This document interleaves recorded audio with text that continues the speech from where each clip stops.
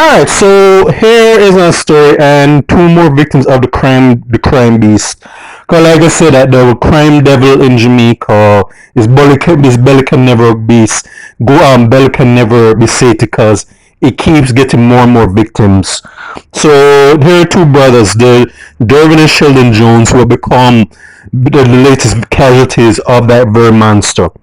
Just 3 days after Westmoreland recorded the first double murder of the year, tragedy struck again this Tuesday morning, yesterday, when two brothers were murdered in the quiet community of Carolina. The deceased have been identified as 43-year-old Dervin Jones and 41-year-old Sheldon Jones. Police reported after midnight on Tuesday the brothers sitting in their yard having a drink. Well, you know the story where a bunch of 87s ambushed them and laid them out. Alright, and it was not until 5:30 in the morning they discovered that the two brothers were no more. The police were summoned upon arrival. The brothers were taken to Savannah Livermore Hospital, which by that time was too late, of course.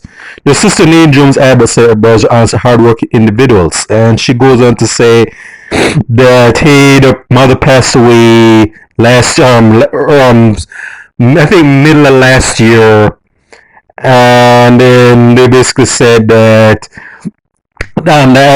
apart from having to bear the mother, now she has to bear her two siblings. All right, okay, and basically are saying, and the thing is, as usual, the motives are not clear because it said that it was obviously wasn't robbery. And so far we don't know what the story is. Now, I do not know the Jones brothers. I cannot say these were honest, salt of the earth, good citizens who were unfairly cut down by the crime devil. I do not know. Could they have been mixed up in some things? Like maybe there's a possibility, or it could. The other possibility is that maybe that the criminals were probably had beef with somebody close to them, maybe another relative or a friend, and they probably didn't get the friend or that other relative, and they decided to make example of these two. I don't know. That's the usual. These are the usual motivations and patterns when you read about this type of stories. That is obvious as a personal thing, whether that it was these two directly or these two are proxies for somebody else. We have to see what happens, or it could be a case maybe the family probably refused to pay so extortion fee, and again these two were probably made to pay an example or whatever, or it's very clear that either these two brothers or someone in there close to them had some dangerous enemies who were out for blood, and they want to sell that blood debt by killing these two. Again, I do not know these people. I am not a detective or police officer. I cannot say, hey, I know the whole story.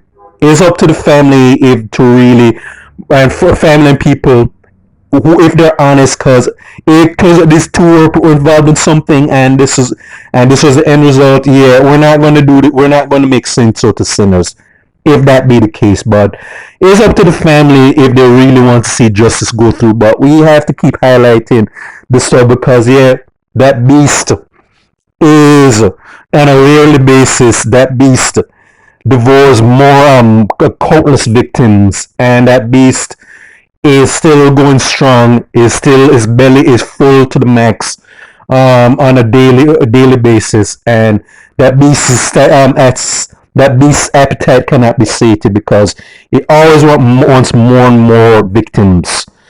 And unfortunately, Jamaica is a feeding ground for that very beast, because every day and every week you're going to hear some stories about who gets laid out and outlined in chalk for whatever reason. So yeah, the crime beast again is still going strong for 2022, and until Jamaica collectively changes that culture and mindset, implements new laws, and starts having a punishment mechanism for these type of wrongdoings.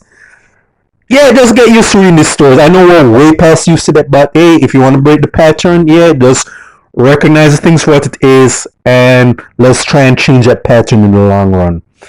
We have to do it, or we can just continue to just pretend that these people like these don't matter until the next person who feels that way, so friends, family, loved ones, or even themselves becomes the crime beast's next casualty count.